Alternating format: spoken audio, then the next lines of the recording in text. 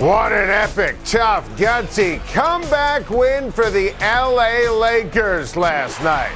Led by a dominant Anthony Davis, the Lakers eradicated a 27-point deficit, clawed all the way back and topped the Dallas Mavericks in what I would call the biggest victory for the Lakers since they won the championship in the bubble a few years ago.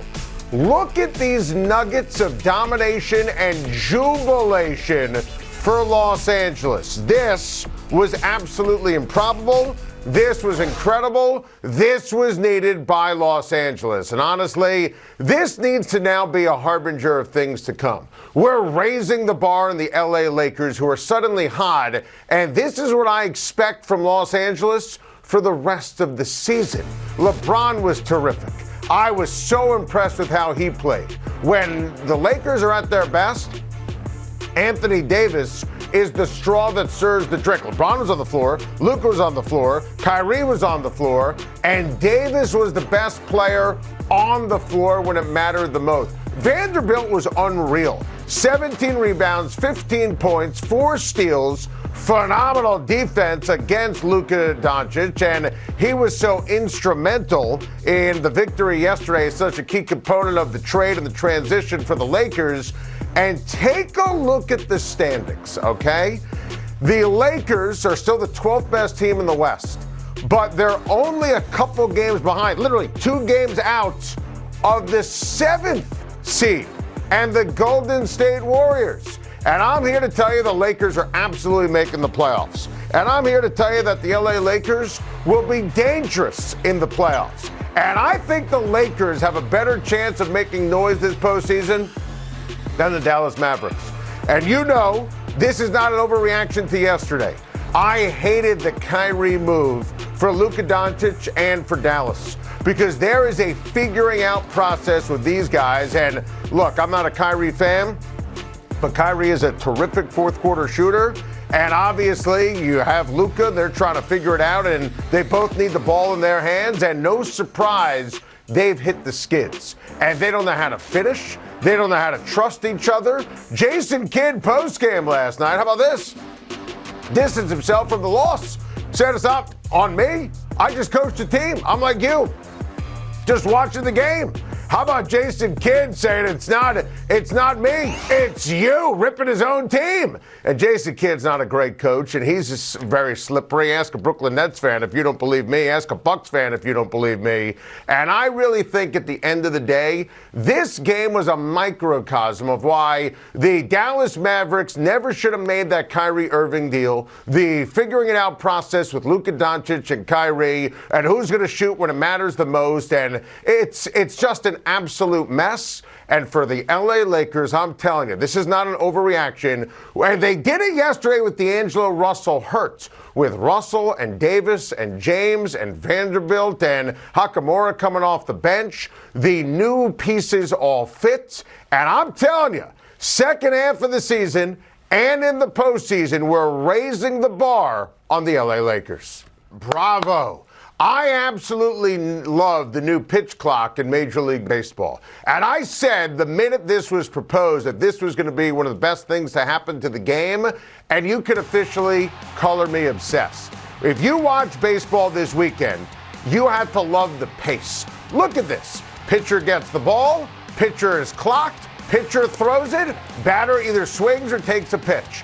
Ball goes from the catcher back to the pitcher. There's no downtime. You know, the batter's not stepping out and tugging at his jersey. And then, bam, while I'm talking, pitcher goes right into the rotation and is able to throw a fastball.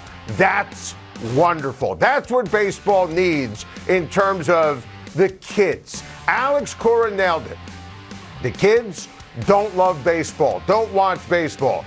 And I'm guilty of this. We're all consumed by our phones. And it's very difficult to sit down and, watch an entire baseball game. And having the timer, I think it's great. This way, there's not going to be dead time in the middle of a Major League Baseball game. And I know people were going nuts with this over the weekend, where a walk-off walk turned out to be a strikeout because the Braves batter wasn't said. Listen, it's February. It's spring training. It's going to be March. I love that the umpires are implementing this. So this way, players are going to realize that you're going to have violations. And I think it's wonderful in terms of Major League Baseball. And before anyone says, well, oh, that's terrible, I can't end the game like that. Look, D. Ford was literally on the wrong side of the line of scrimmage. That impacted whether or not Kansas City against the Patriots years ago was going to go to the Super Bowl. There's a play clock violation in the NFL. Obviously, a 5-yard penalty. You have a shot clock violation in the NBA. You have to deal with it. And this is going to help the power pitcher. This is going to help the flow of the game. I like the fact the Mets had 3 preseason games, exhibition games. All 3 were in the 2-hour, 20-minute, 2-hour, 30-minute variety. That's incredible. You can sit down and consume a baseball game.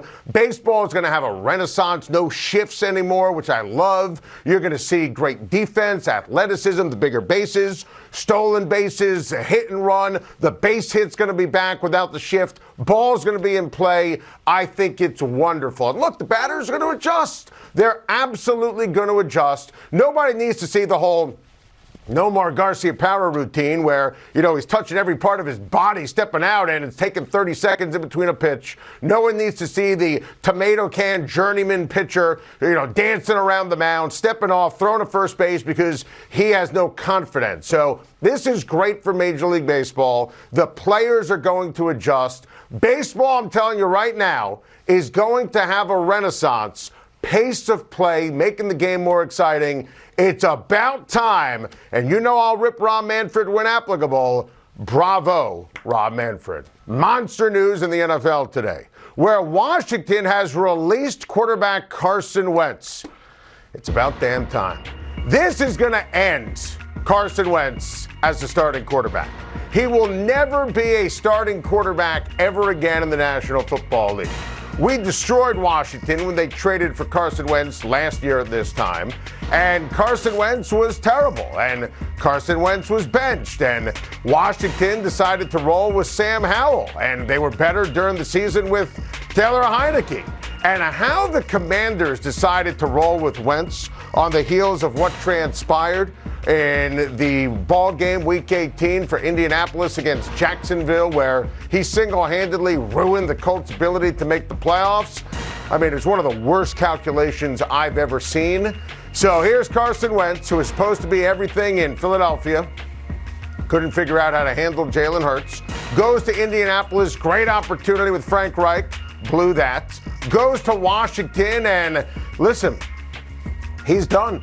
If I was a team that needed an NFL quarterback, don't even think about Carson Wentz. If I'm Carolina and Frank Reich's not going to touch him, if I'm the Jets, please. If I'm the New Orleans Saints, Carson Wentz is done as an NFL starter.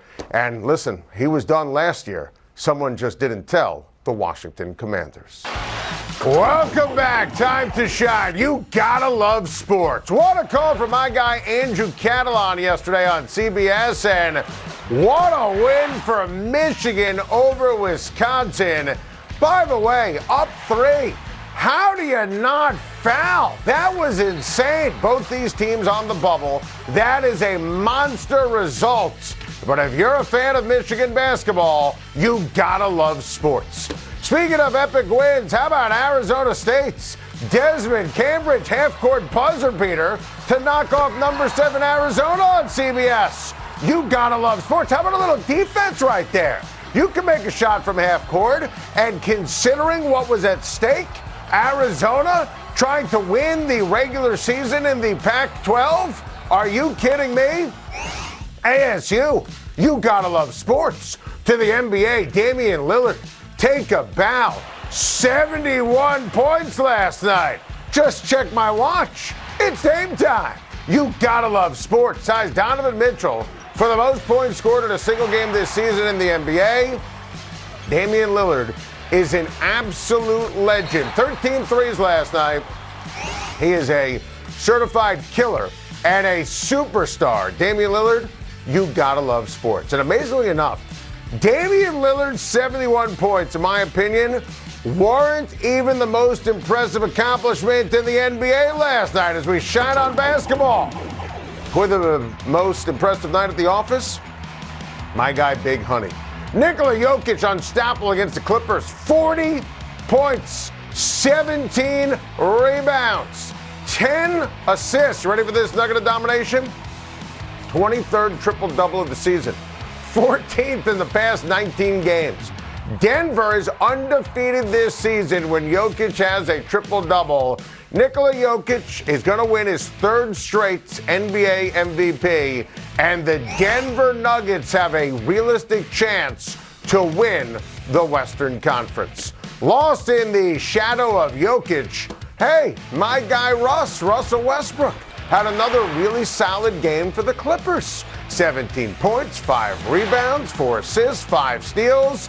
Look, he signed with Los Angeles when I was away last week, and I'm telling you, I love the fit. You know he can play with Paul George. He's an upgrade over John Wall.